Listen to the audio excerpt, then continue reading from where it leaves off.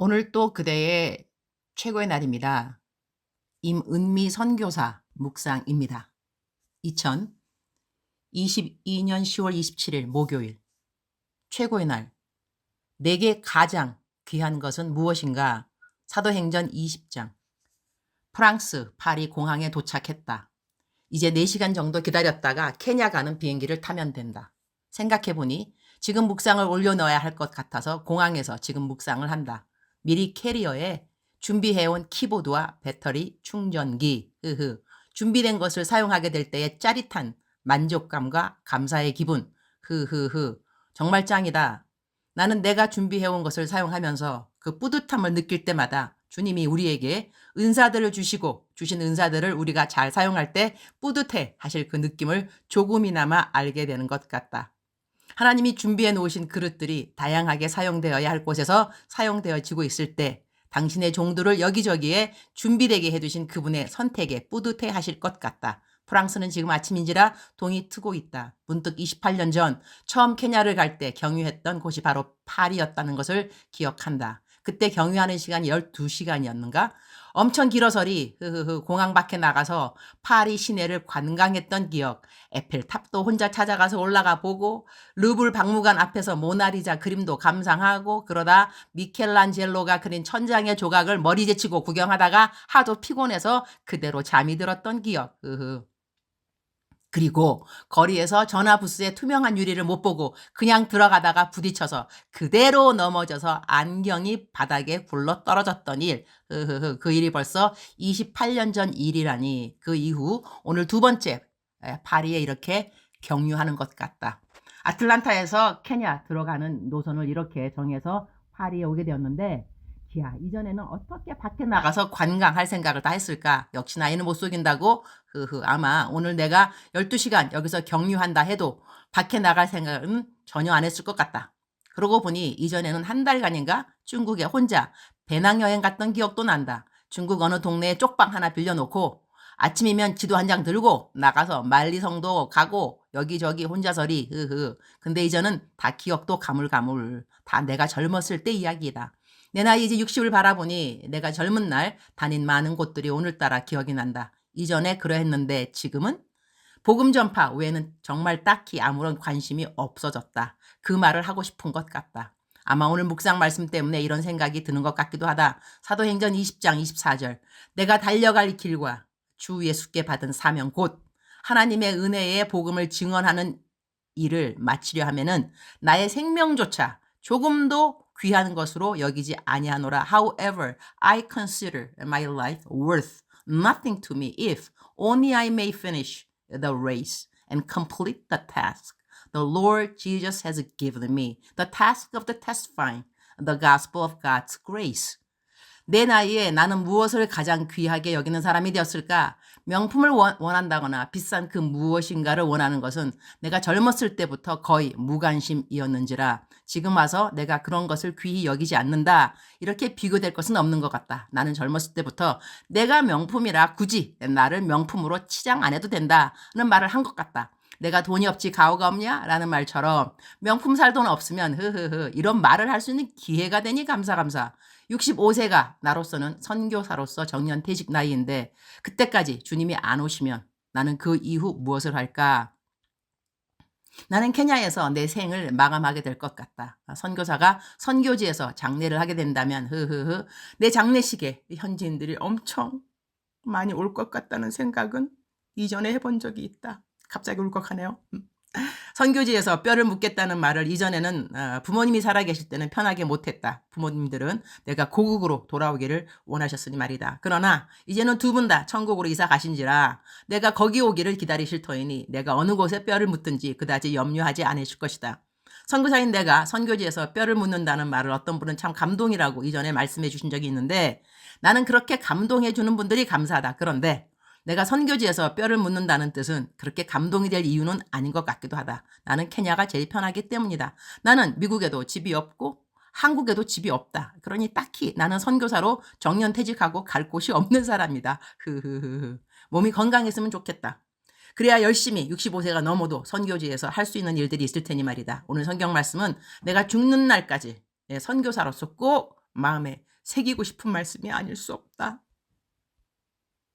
내가 달려갈 길과 주 예수께 받은 사명, 곧 하나님의 은혜의 복음을 증언하는 일을 마치려 하면은 나의 생명조차 조금도 귀한 것으로 여기지 아니하노라.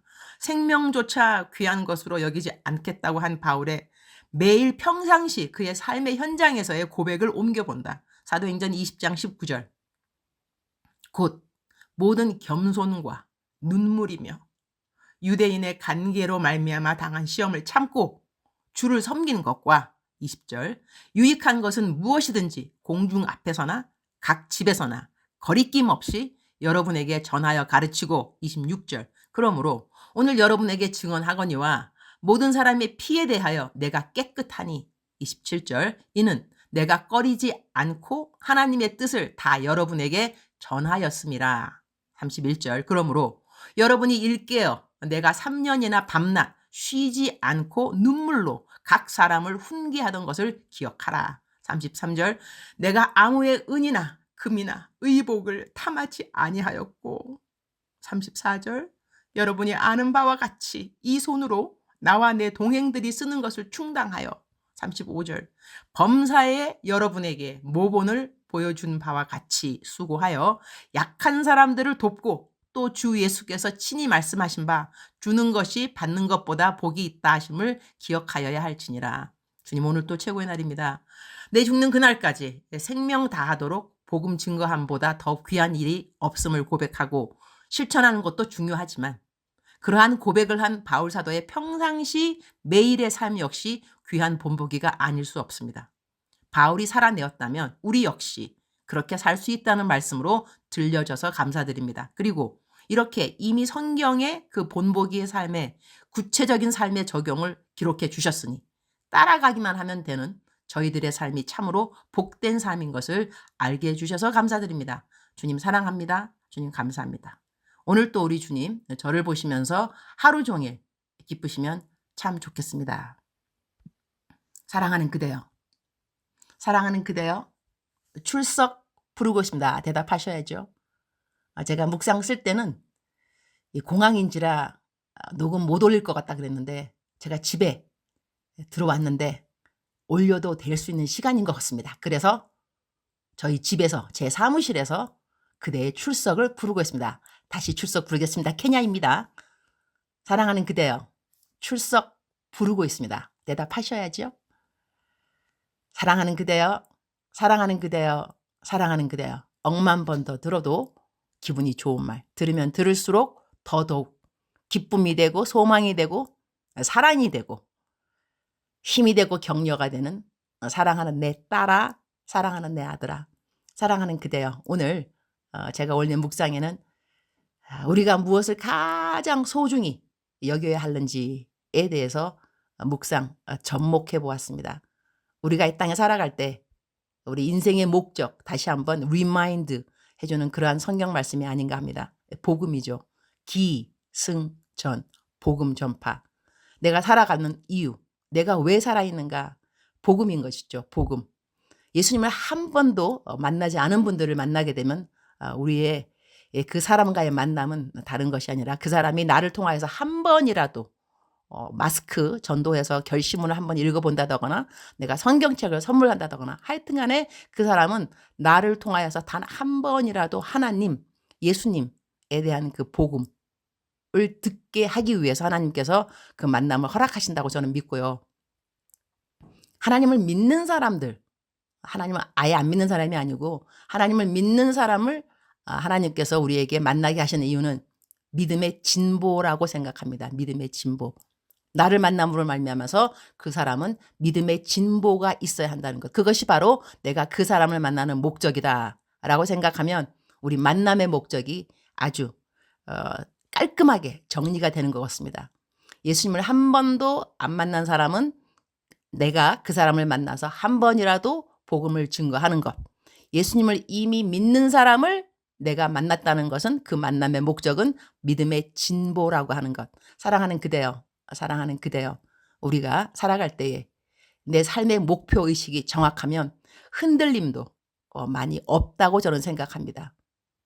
어떤 일을 만나도 버틸 힘도 생기는 것은 내 삶의 목표는 행복이 아니야. 내 삶의 목표는 부나 명예 그런 것도 아니야. 내 삶의 목표는 복음을 증거하는 거야.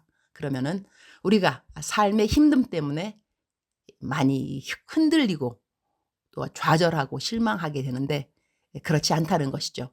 우리의 삶의 목표는 기승전 복음 전파에 있습니다. 사랑하는 그대여, 오늘 그대는 어디서 누구를 만나 복음의 통로가 될는지 그대를 축복합니다.